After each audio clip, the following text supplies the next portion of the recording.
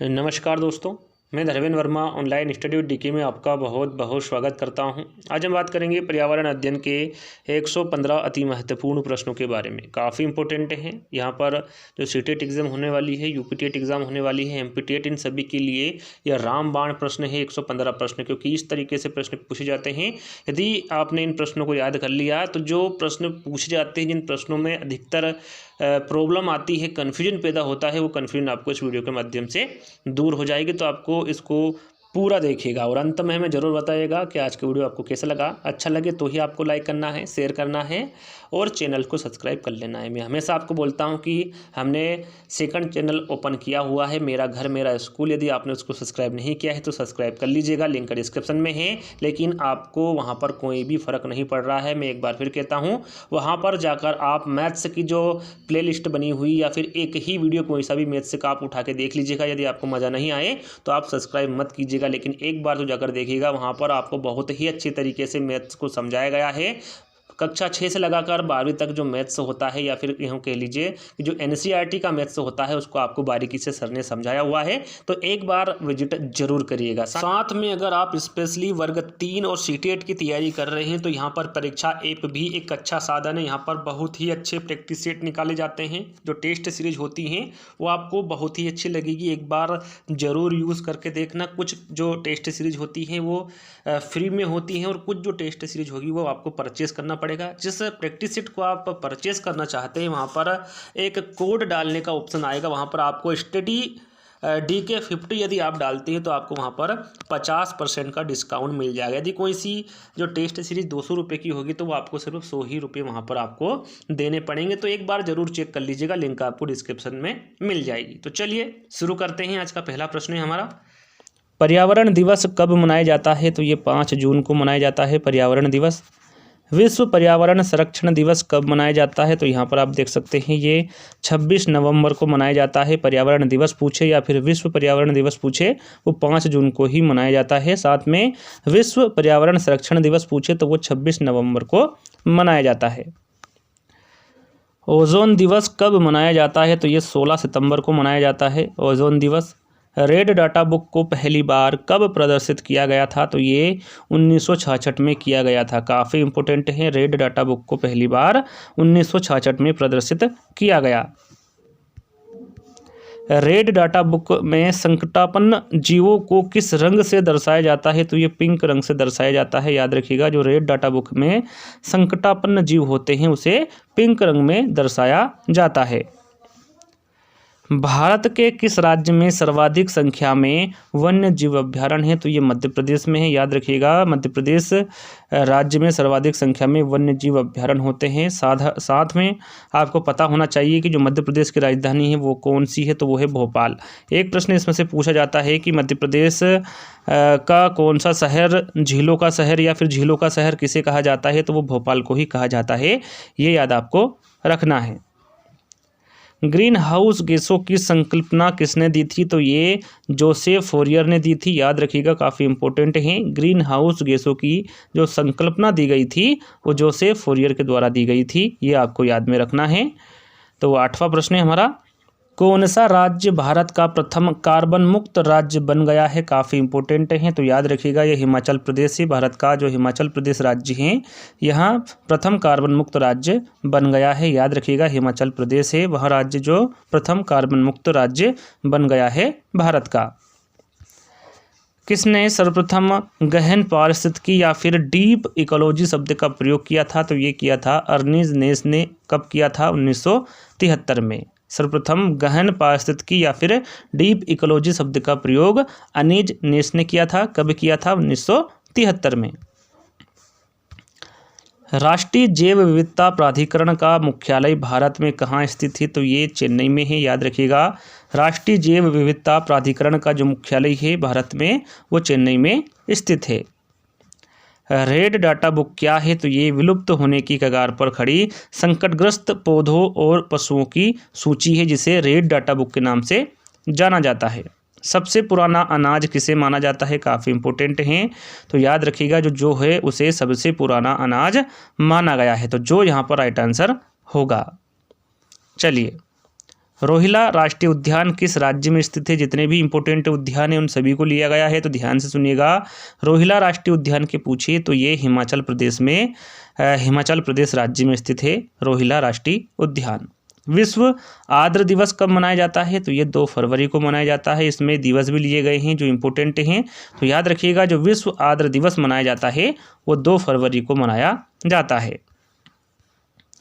अंतर्राष्ट्रीय टाइगर दिवस कब मनाया जाता है? तो ये 29 जुलाई को मनाया जाता है अंतर्राष्ट्रीय टाइगर दिवस। इकोलॉजी शब्द का सर्वप्रथम प्रयोग किसने किया? तो याद रखिएगा जो सर्वप्रथम प्रयोग किया था वो अर्नेस्ट हिकले ने किया था। पारिस्थितिकी शब्द का सर्वप्रथम प्रयोग सन 1869 में जर्मन जीव विज्ञानी अर्नेस्ट हिकेल ने किया था। याद रखिएगा, एक बार फिर दोहरा देता हूँ, इकोलॉजी शब्द का जो प्रयोग किया था सर्वप्रथम वो अर्नेस्ट हिकेल द्वारा किया गया था। कब किया गया था? 1869 में। ये आपको सन भी याद रखना है साथ में। चलिए, विश्व पृथ्वी दिवस कब मनाया जाता है? तो ये 22 अप्रैल को मनाया जाता है। इंपोर्टेंट है, एग्जाम में पूछा जाता है, तो 22 अप्रैल को विश्व पृथ्वी दिवस मनाया जाता है। इकोसिस्टम शब्द का सर्वप्रथम प्रयोग किसने किया था? तो यहाँ पर आप देख सकते हैं जो इकोसिस्टम शब्द का सर्वप्रथम प्रयोग किया गया वो टांसले के द्वारा किया गया। अब कब किया गया था? तो ये 1885 में किया गया था। विश्व जल दिवस के बारे में पूछे कि ये कब मनाया जाता है? तो यहाँ पर आप देख सकते हैं ये 22 मार्च को मनाया जाता है विश्व जल दिवस। काफ़ी इंपॉर्टेंट दिवस लिए गए हैं, तो इन सभी दिवस को आपको याद कर लेना है। विश्व जैव विविधता संरक्षण दिवस कब मनाया जाता है? यहाँ पर देखिए विश्व जैव विविधता संरक्षण दिवस के बारे में पूछा गया है, तो ये 22 मई को मनाया जाता है। यहाँ पर देखिए 22 मार्च को विश्व जल दिवस मनाया जाता है और विश्व जैव विविधता संरक्षण दिवस 22 मई को मनाया जाता है। ये सभी आपको ध्यान में रखना है। बायोस्फीयर रिजर्व शब्द का सर्वप्रथम प्रयोग किसने किया था? तो बायोस्फीयर रिजर्व शब्द का जो सर्वप्रथम प्रयोग किया था वो एडवर्ड सुएस ने किया था। नागरहोल राष्ट्रीय उद्यान किस राज्य में स्थित है? तो यहाँ पर आप देख सकते हैं ये कर्नाटक में स्थित है। साथ ही साथ यहाँ पर स्थापना वर्ष भी दिया गया है। कब इसकी स्थापना हुई थी? 1988 में। याद रखिएगा, नागरहोल राष्ट्रीय उद्यान कर्नाटक राज्य में स्थित है और उसकी स्थापना 1988 में हुई थी। इंद्रावती राष्ट्रीय उद्यान के बारे में पूछे कि किस राज्य में स्थित है? तो ये छत्तीसगढ़ में है और इसकी स्थापना कब हुई थी? तो इसकी स्थापना 1981 में हुई थी। भारत में प्रोजेक्ट टाइगर कब शुरू किया गया? काफ़ी इंपॉर्टेंट है, काफ़ी बार एग्जाम में पूछा गया है, तो याद रखिएगा भारत में जो प्रोजेक्ट टाइगर शुरू किया गया था वो 1973 में किया गया था। चलिए, पलामू राष्ट्रीय उद्यान किस राज्य में स्थित है? तो यहाँ पर आप देख सकते हैं ये झारखंड राज्य में स्थित है पलामू राष्ट्रीय उद्यान। अभी हमने जाना कि जो नागरहोल राष्ट्रीय पार्क है या फिर नागरहोल राष्ट्रीय उद्यान है ये कर्नाटक में स्थित है।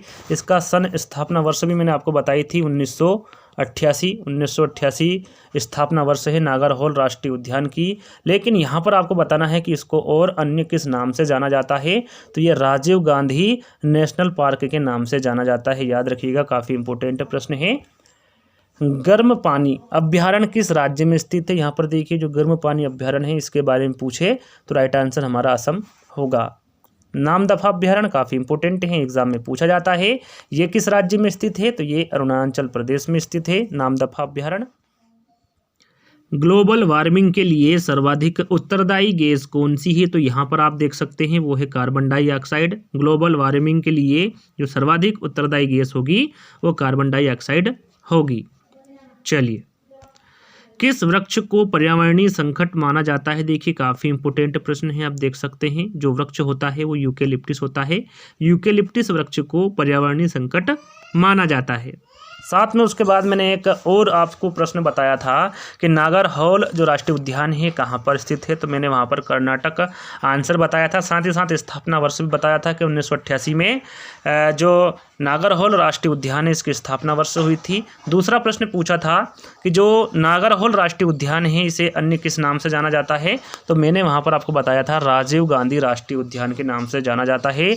और यही प्रश्न पूछा गया है कि जो राजीव गांधी नेशनल पार्क है या फिर राष्ट्रीय उद्यान है ये कहाँ पर स्थित है? तो ये कर्नाटक में स्थित है। यहाँ पर देखिए 3 से 4 प्रश्न आपको कंप्लीट हो रहे हैं, तो इन सभी प्रश्नों को आपको ध्यान से सुनना है और समझना है। तो अगला प्रश्न है केरल में स्थित पेरियार अभ्यारण्य किस लिए प्रसिद्ध है? जो केरल में स्थित पेरियार अभ्यारण्य है वो किसके लिए प्रसिद्ध है? तो ये जंगली हाथियों के लिए प्रसिद्ध है। प्रश्न में पूछे कि पेरियार अभ्यारण्य कहाँ पर स्थित है, तो वो केरल में है। किस लिए प्रसिद्ध है? तो वो जंगली हाथी के लिए प्रसिद्ध है पेरियार अभ्यारण्य, जो कि केरल में स्थित है। भारत का सर्वप्रथम राष्ट्रीय उद्यान कौन सा है? तो यहाँ पर आप देख सकते हैं जिम कॉर्बेट राष्ट्रीय उद्यान, ये भारत का सर्वप्रथम राष्ट्रीय उद्यान है। कहाँ पर स्थित है? उत्तराखंड में है। और इसकी स्थापना कहाँ हुई थी? तो यहाँ पर आप देख सकते हैं 1936 में। याद रखिएगा, भारत का सर्वप्रथम राष्ट्रीय उद्यान जिम कॉर्बेट राष्ट्रीय उद्यान है, जो कि उत्तराखंड में है और इसकी स्थापना 1936 में हुई थी।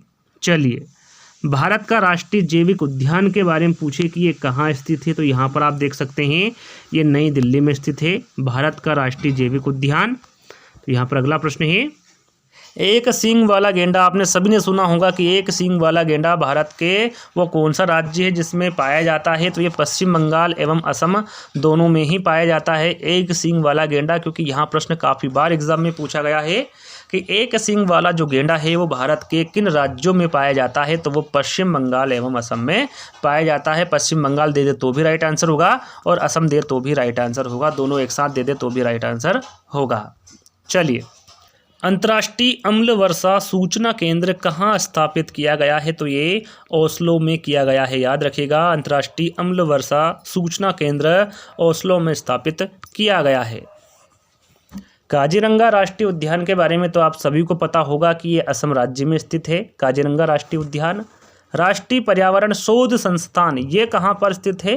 तो ये नागपुर में है। कहाँ पर? महाराष्ट्र में। याद रखिएगा, राष्ट्रीय पर्यावरण शोध संस्थान महाराष्ट्र राज्य में नागपुर में स्थित है।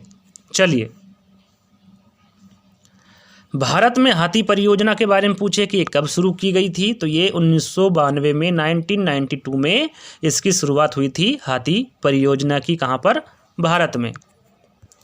ग्रेट हिमालय राष्ट्रीय पार्क जिसे यूनेस्को ने विश्व धरोहर स्थल घोषित किया है वो कहाँ पर स्थित है? तो ये हिमाचल प्रदेश में स्थित है। यदि पूछे कि ग्रेट हिमालय राष्ट्रीय पार्क या फिर ग्रेट हिमालय राष्ट्रीय उद्यान जिसे यूनेस्को ने विश्व धरोहर स्थल घोषित किया है ये कहाँ पर स्थित है? तो ये हिमाचल प्रदेश में स्थित है। जुगाली करने वाले पशु जिस ग्रीन हाउस गैसों को उत्पन्न करते हैं उसका नाम क्या है? तो उसका नाम है मीथेन। याद रखिएगा, एग्जाम में पूछा गया प्रश्न है जुगाली करने वाले पशु जिस ग्रीन हाउस गैस को उत्पन्न करते हैं वो कौन सी गैस होगी? मीथेन होगी। ओजोन परत के संरक्षण का अंतर्राष्ट्रीय दिवस कब मनाया जाता है? काफ़ी इंपॉर्टेंट है, याद रखिएगा। ओजोन परत के संरक्षण का जो अंतर्राष्ट्रीय दिवस मनाया जाता है वो 16 सितंबर को मनाया जाता है। बुक्सा बाघ परियोजना भारत के किस राज्य में स्थित है? तो ये पश्चिम बंगाल में है। याद रखिएगा, जो बुक्सा बाघ परियोजना है ये भारत के पश्चिम बंगाल राज्य में स्थित है। जितनी भी योजनाएं परियोजनाएं हैं और जितने भी प्रश्न उद्यान हैं या फिर अभ्यारण्य हैं उन सभी को आपको अच्छे से याद करना है। जो इम्पोर्टेंट हैं उन्हीं को यहाँ पर लिया गया है। तो यहाँ पर पूछा गया है 44वां प्रश्न, भरतपुर पक्षी विहार राष्ट्रीय उद्यान किस राज्य में स्थित है? तो यहाँ पर आप देख सकते हैं जो भरतपुर पक्षी विहार राष्ट्रीय उद्यान है ये राजस्थान राज्य में स्थित है। चलिए, दाचीगाम राष्ट्रीय पार्क किस राज्य में स्थित है? तो यहाँ पर आप देख सकते हैं ये जम्मू कश्मीर में स्थित है दाचीगाम राष्ट्रीय पार्क। गांगेर घाटी राष्ट्रीय पार्क कहाँ पर स्थित है? तो याद रखिएगा, जो गांगेर घाटी राष्ट्रीय उद्यान है ये छत्तीसगढ़ में स्थित है। काफ़ी इंपॉर्टेंट है दोनों प्रश्न। दाचीगाम राष्ट्रीय पार्क में पूछे तो जम्मू कश्मीर में है और कांगेर घाटी राष्ट्रीय पार्क में पूछे तो ये छत्तीसगढ़ में स्थित है। कौन सा राष्ट्रीय उद्यान सफ़ेद शेरों के लिए प्रसिद्ध है? काफ़ी इंपॉर्टेंट है, आप सभी को इसका आंसर पता होगा क्योंकि काफ़ी बार यहाँ प्रश्न पूछा गया है कि वो कौन सा राष्ट्रीय उद्यान है जो सफ़ेद बाघों के लिए प्रसिद्ध है। तो वो है बांधवगढ़ राष्ट्रीय उद्यान। अब ये कहाँ पर स्थित है? तो ये मध्य प्रदेश में स्थित है। मध्य प्रदेश के शहडोल जिले में स्थित बांधवगढ़ राष्ट्रीय उद्यान जो कि सफ़ेद बाघों के लिए प्रसिद्ध है। याद रखिएगा, यदि पूछे कि जो बांधवगढ़ राष्ट्रीय उद्यान है ये भारत के किस राज्य में स्थित है? तो ये मध्य प्रदेश में स्थित है। अब मध्य प्रदेश में कहाँ पर है? तो ये शहडोल जिले में स्थित है बांधवगढ़ राष्ट्रीय उद्यान। चलिए, वर्तमान में भारत में कितने टाइगर रिजर्व है? तो ये 50 है। याद रखिएगा, वर्तमान में जो भारत में टाइगर रिजर्व की संख्या है वो कितनी होगी? 50 होगी। दाम्पा टाइगर रिजर्व किस राज्य में स्थित है? तो ये मिजोरम में है। याद रखिएगा, जो दाम्पा टाइगर रिजर्व है वो किस राज्य में स्थित है? तो वो मिजोरम में है। सलीम अली कौन थे? आपने सलीम अली के बारे में सुना होगा, एग्जाम में पूछा जाता है कि सलीम अली कौन थे। तो ये याद रखिएगा, ये एक विख्यात पक्षी विज्ञानी थे सलीम अली। तो ये इंपॉर्टेंट प्रश्न है, याद कर लीजिएगा। 5 जून को विश्व पर्यावरण दिवस सबसे पहले किस वर्ष मनाया गया था? देखिए, पहले ही प्रश्न मैंने आपको बताया था कि जो पर्यावरण दिवस है वो कब मनाया जाता है, और 100% बच्चों को उसका आंसर पता होगा कि वो 5 जून को मनाया जाता है। लेकिन सबसे पहले कब मनाया गया ये भी आपको पता होना चाहिए। तो ये 1973 को मनाया गया था, 5 जून को विश्व पर्यावरण दिवस सबसे पहले। तो इन सभी बातों का ध्यान आपको रखना है।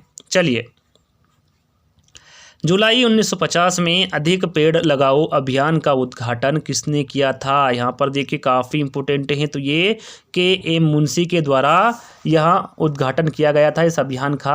जुलाई 1950 में अधिक पेड़ लगाओ, याद रखिएगा, काफ़ी इंपॉर्टेंट है यहाँ प्रश्न। ग्रीन मफलर किससे संबंधित है? तो यहाँ पर आप देख सकते हैं, ये ध्वनि प्रदूषण से संबंधित होता है ग्रीन मफलर। संजय राष्ट्रीय उद्यान के बारे में पूछिए कि ये किस राज्य में स्थित है? तो ये मध्य प्रदेश में स्थित है। आप सभी को पता होगा कि किस राज्य में राष्ट्रीय उद्यान या फिर अभ्यारण्य सबसे ज़्यादा है, तो वो मध्य प्रदेश है, जो कि मैं आपको बता चुका हूँ पहले ही। हरिके आर्द्रभूमि किस राज्य में स्थित है? तो ये पंजाब में है। याद रखिएगा, जो हरिके आर्द्रभूमि है वो किस राज्य में स्थित है? तो ये पंजाब में है। चिनार वन्यजीव विहार के बारे में पूछिए कि ये किस राज्य में स्थित है? तो आप देख सकते हैं, ये केरल में है, चिनार वन्यजीव विहार।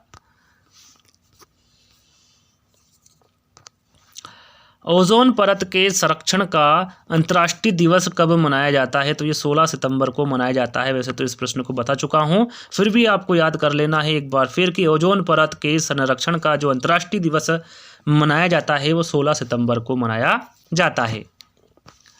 मगर प्रजनन परियोजना कब शुरू की गई? यहाँ पर देखिए, मगर प्रजनन परियोजना के बारे में पूछा गया है कि ये कब इसकी शुरुआत की गई थी? तो ये 1975 में की गई थी मगर प्रजनन परियोजना की शुरुआत।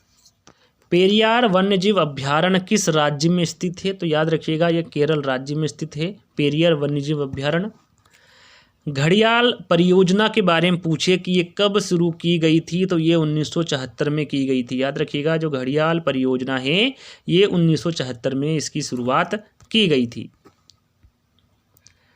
वन विहार राष्ट्रीय उद्यान के बारे में पूछे कि ये कहाँ पर स्थित है? तो ये भोपाल में है। जो वन विहार राष्ट्रीय उद्यान है काफ़ी प्रसिद्ध उद्यान है, इसके बारे में एग्जाम में पूछा जाता है कि ये कहाँ पर स्थित है, भोपाल में।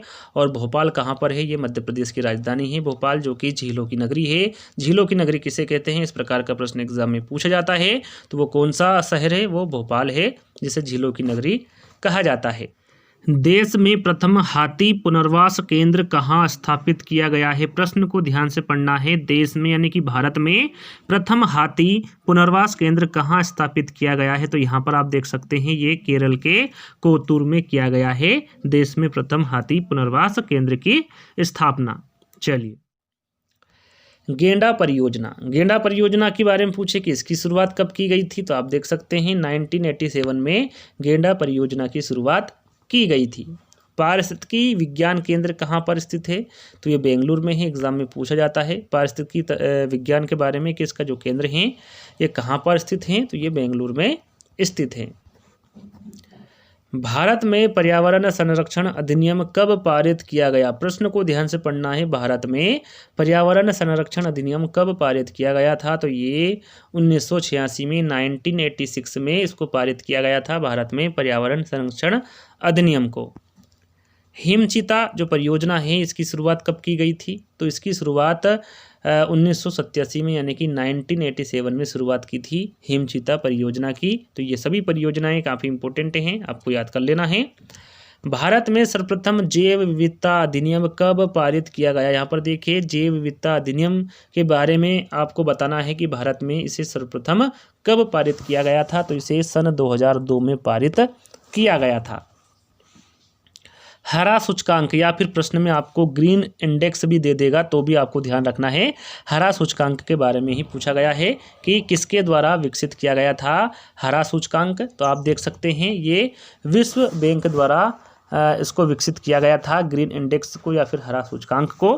राष्ट्रीय वन अनुसंधान संस्थान कहाँ स्थित है? तो यहाँ पर आप देख सकते हैं ये देहरादून में है, काफ़ी इंपॉर्टेंट है।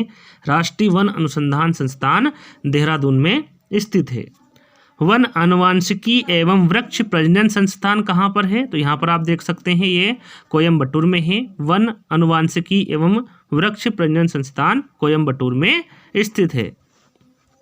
भोपाल गैस त्रासदी में किस गैस का रिसाव हुआ था? काफ़ी इंपॉर्टेंट और काफ़ी सरल है, आप सभी को पता होगा क्योंकि यहाँ प्रश्न काफ़ी बार एग्जाम में पूछा गया है। तो ये मिथाइल आइसोसाइनाइड गैस है। भोपाल गैस त्रासदी में किस गैस का रिसाव हुआ था? मिथाइल आइसोसाइनाइड गैस का रिसाव हुआ था। चलिए, जिम कॉर्बेट राष्ट्रीय उद्यान का पुराना नाम क्या था? यहाँ पर देखिए जिम कॉर्बेट राष्ट्रीय उद्यान जो कि भारत का पहला उद्यान है, इसके बारे में आपको बताना है कि इसका पुराना नाम क्या था। तो याद रखिएगा इसका जो पुराना नाम था वो हेली राष्ट्रीय उद्यान था और इसकी स्थापना के बारे में आपको बता चुका हूँ। इसकी स्थापना हुई थी 1936 में। चलिए, भारतीय वानस्पतिक सर्वेक्षण का मुख्यालय कहाँ पर है? तो आप देख सकते हैं ये कोलकाता में है। भारत में वन्यजीव संरक्षण अधिनियम किस वर्ष लागू किया गया? तो यहाँ पर आप देख सकते हैं ये 1972 में किया गया था। भारत में वन्यजीव संरक्षण अधिनियम। भारत में पर्यावरण संरक्षण अधिनियम किस वर्ष लागू किया गया? तो यहाँ पर आप देख सकते हैं 1986 में, 1986 में भारत में पर्यावरण संरक्षण अधिनियम लागू किया गया। गिद्ध संरक्षण परियोजना कब से प्रारंभ की गई? यहाँ पर देखिए गिद्ध संरक्षण परियोजना के बारे में आपको बताना है कि ये कब से प्रारंभ की गई। तो ये की गई थी 2006 से। चलिए, भारत में वर्षा वन कहाँ पाए जाते हैं? तो याद रखिएगा काफ़ी इंपॉर्टेंट हैं, ये उत्तर पूर्वी हिमालय और पश्चिमी घाट में पाए जाते हैं वर्षा वन भारत में। चिपको आंदोलन काफ़ी इंपॉर्टेंट प्रश्न है, एग्जाम में पूछा जाता है। चिपको आंदोलन उत्तराखंड के किस जिले से प्रारंभ हुआ था? तो याद रखिएगा ये चमोली जिले से प्रारंभ हुआ था चिपको आंदोलन उत्तराखंड के, ये आपको ध्यान में रखना है। नंदा देवी जीव मंडल किस राज्य में स्थित है? तो ये उत्तराखंड राज्य में स्थित है। नंदा देवी जीव मंडल उत्तराखंड राज्य में स्थित है। चलिए, माजुली द्वीप संसार का सबसे बड़ा नदी द्वीप है जो कि किस राज्य में स्थित है? याद रखिएगा जो माजुली द्वीप संसार का सबसे बड़ा नदी द्वीप है ये कहाँ पर स्थित है? तो ये असम में ब्रह्मपुत्र नदी पर स्थित है। काफ़ी इंपॉर्टेंट है, इन सभी प्रश्नों को आपको याद कर लेना है। तो यहाँ पर अगला प्रश्न पूछा गया है, जो मौन घाटी जिसे साइलेंट वैली के नाम से भी जाना जाता है ये किस राज्य में स्थित है? तो यहाँ पर आप देख सकते हैं ये केरल राज्य में स्थित है। भारत में समुद्री गाय किस बायोस्फीयर रिजर्व में पाई जाती है? तो ये भारत में जो समुद्री गाय है ये मन्नार की खाड़ी बायोस्फीयर रिजर्व में पाई जाती है। भारतीय वन सेवा की स्थापना के बारे में पूछे कि ये कब की गई थी? तो ये 1 जुलाई 1966 को भारतीय वन सेवा की स्थापना की गई थी। जल की कठोरता को दूर करने की प्रक्रिया को क्या कहा जाता है? तो याद रखिएगा जल का मृदुकरण। जल की कठोरता को दूर करने की जो प्रक्रिया को कहा जाएगा वो जल का मृदुकरण कहा जाएगा। समुद्री जल को किस प्रक्रिया से शुद्ध किया जा सकता है? तो याद रखिएगा समुद्री जल को आसवन प्रक्रिया से शुद्ध किया जा सकता है। प्रकृति में पानी के सबसे शुद्ध रूप क्या है? यहाँ पर देखिए प्रकृति में पानी के सबसे शुद्ध रूप के बारे में पूछा गया है कि क्या है, तो वो है वर्षा जल। वर्षा जल प्रकृति में पानी का सबसे शुद्ध रूप माना गया है। अपनी प्रदूषकों के कारण कौन सी नदी जैविक मरुस्थल कहलाती है? तो ये दामोदर नदी है। याद रखिएगा अपनी प्रदूषकों के कारण जो दामोदर नदी है ये जैविक मरुस्थल कहलाती है। मध्य प्रदेश का राजकीय पक्षी के बारे में पूछे तो याद रखिएगा वो दूधराज है, या फिर शाह बुलबुल भी वहाँ पर विकल्प में दे देते हैं। तो दूधराज और शाह बुलबुल आपको याद रखना है, दोनों एक ही नाम है। मध्य प्रदेश का राजकीय पक्षी दूधराज या फिर शाह बुलबुल होगा। मध्य प्रदेश के किस राष्ट्रीय उद्यान को प्रोजेक्ट टाइगर में सबसे पहले शामिल किया गया? तो याद रखिएगा ये कान्हा कैसली राष्ट्रीय उद्यान है जिसको प्रोजेक्ट टाइगर में सबसे पहले शामिल किया। और ये कहाँ पर स्थित है? कान्हा कैसली मध्य प्रदेश राज्य में स्थित है। टाइगर राज्य किस राज्य को कहा जाता है? काफ़ी इंपॉर्टेंट है। तो यहाँ पर आप देख सकते हैं ये मध्य प्रदेश है जिसको टाइगर राज्य कहा जाता है। एशियाई बब्बर शेर का निवास कहाँ है? तो ये गिर वन राष्ट्रीय उद्यान गुजरात में है निवास एशियाई बब्बर शेर का, जो कि काफ़ी इंपॉर्टेंट प्रश्न है। जंगली गधा, जो जंगली गधा अभ्यारण्य है ये कहाँ पर स्थित है? तो ये गुजरात में है जंगली गधा अभ्यारण्य। पहला पृथ्वी सम्मेलन कहाँ हुआ? तो यहाँ पर आप देख सकते हैं रियो डी जेनेरियो में हुआ था। और कब हुआ था? 1922 में। याद रखिएगा पहला पृथ्वी सम्मेलन रियो डी जेनेरियो में हुआ था 1992 में, 1992 में। डाप्सन इकाई का उपयोग कहाँ किया जाता है? तो याद रखिएगा जो डाप्सन इकाई होती है इसका उपयोग ओजोन परत की मोटाई मापने में किया जाता है। उत्तराखंड में मनाए जाने वाला हरेला पर्व किससे संबंधित है? यहाँ पर देखिए हरेला पर्व के बारे में पूछा गया है कि ये किससे संबंधित है जो कि उत्तराखंड में मनाया जाता है? तो ये पौधरोपण से संबंधित है। काफ़ी इंपॉर्टेंट प्रश्न है। हरेला पर्व के बारे में पूछा जाता है तो ये पौधरोपण से संबंधित होगा जो कि उत्तराखंड में मनाया जाता है। पारिस्थितिकी के जनक किसको माना जाता है? तो इसके बारे में आपको बता चुका हूँ। ये अर्नेस्ट हैकल को माना जाता है पारिस्थितिकी के जनक। पारिस्थितिकी तंत्र की संकल्पना को सबसे पहले किसने प्रस्तावित किया था? तो ये एजी टांसले ने किया था। काफ़ी इंपॉर्टेंट है। पारिस्थितिकी तंत्र की संकल्पना को सबसे पहले एजी टांसले के द्वारा प्रस्तावित किया गया था।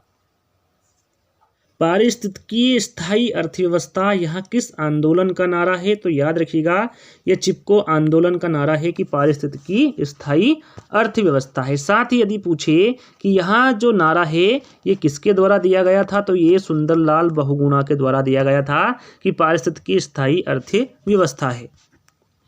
किसी प्रजाति को विलुप्त माना जा सकता है जब वहाँ अपने प्राकृतिक आवास में नहीं देखी गई हो। तो ये 50 वर्षों से जिस प्रजाति को विलुप्त माना जा सकता है जब वहाँ अपने प्राकृतिक आवास में 50 वर्षों से नहीं देखी गई हो। काजीरंगा राष्ट्रीय उद्यान किसके लिए जाना जाता है? तो ये एक सींग वाले गेंडों के लिए जाना जाता है काजीरंगा राष्ट्रीय उद्यान। राजीव गांधी राष्ट्रीय उद्यान कहाँ स्थित है?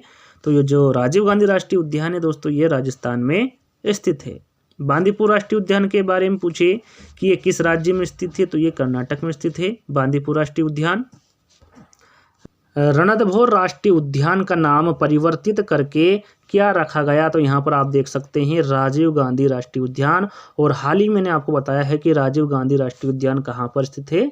तो ये राजस्थान में स्थित है। और राजीव गांधी राष्ट्रीय उद्यान का पुराना नाम क्या था प्रश्न में पूछे तो वो है रणथंभौर राष्ट्रीय उद्यान। राजीव गांधी राष्ट्रीय उद्यान का पुराना नाम है। इन सभी बातों का ध्यान आपको रखना है। चलिए सिमलीपाल राष्ट्रीय उद्यान इसके बारे में पूछिए कि ये किस राज्य में स्थित है? तो आप बता सकते हैं ये उड़ीसा राज्य में स्थित है सिमलीपाल राष्ट्रीय उद्यान।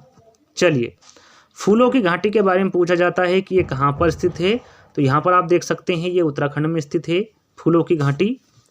सलीम अली राष्ट्रीय उद्यान कहाँ स्थित है? तो यहाँ पर आप देख सकते हैं जम्मू कश्मीर श्रीनगर में सलीम अली राष्ट्रीय उद्यान स्थित है। मानस वन्यजीव अभ्यारण्य के बारे में पूछे कि ये किस राज्य में स्थित है? तो ये असम में स्थित है मानव वन्यजीव अभ्यारण्य। राजाजी राष्ट्रीय पार्क किसके लिए प्रसिद्ध है? तो यहाँ पर आप देख सकते हैं ये एशियाई हाथी के लिए प्रसिद्ध हैं राजाजी राष्ट्रीय पार्क। पीलीभीत राष्ट्रीय उद्यान के बारे में पूछिए कि ये कहाँ पर स्थित है? तो यहाँ पर आप देख सकते हैं ये उत्तर प्रदेश में स्थित है पीलीभीत राष्ट्रीय उद्यान। राजाजी राष्ट्रीय उद्यान किस राज्य में स्थित है? देखिए अभी हमने जाना कि राजाजी राष्ट्रीय उद्यान किसके लिए प्रसिद्ध है? तो ये एशियाई हाथी के लिए हैं।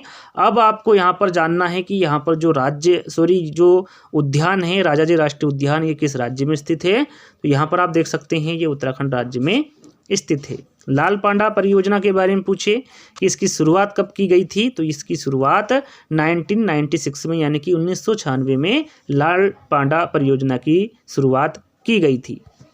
चलिए भारत वानस्पतिक सर्वेक्षण विभाग की स्थापना कब की गई थी और इसका मुख्यालय कहाँ पर है? देखिए, भारत वानस्पतिक सर्वेक्षण विभाग की जो स्थापना की गई थी वो तो 1970 में की गई थी और इसका मुख्यालय कहाँ पर है? तो ये कोलकाता में इसका मुख्यालय है। किसका? भारत वानस्पतिक सर्वेक्षण विभाग का। भारत प्राणी विज्ञान सर्वेक्षण की स्थापना कब की गई थी और इसका मुख्यालय कहाँ पर है? तो यहाँ पर देखिए, भारत प्राणी विज्ञान सर्वेक्षण के बारे में पूछे कि इसकी स्थापना कब की गई थी, तो इसकी स्थापना 1916 में की गई थी और इसका मुख्यालय कहाँ पर है? कोलकाता में है, जो कि काफ़ी इंपॉर्टेंट प्रश्न है। और यहाँ पर देखिए अंतिम प्रश्न है, सेर परियोजना कब शुरू की गई थी? तो यहाँ पर आप देख सकते हैं ये 1972 में की गई थी सेर परियोजना। तो यहीं पर हमारे जो आज के 115 प्रश्न थे वो यहीं पर समाप्त होते हैं। आज का वीडियो आपको कैसा लगा आपको कमेंट के माध्यम से बताना है। अच्छा लगे तो ही आपको लाइक करना है, शेयर करना है और चैनल को सब्सक्राइब कर लेना है। तो जल्द ही दोस्तों एक नई वीडियो के साथ मिलते हैं। जब तक के लिए धन्यवाद। जय हिंद।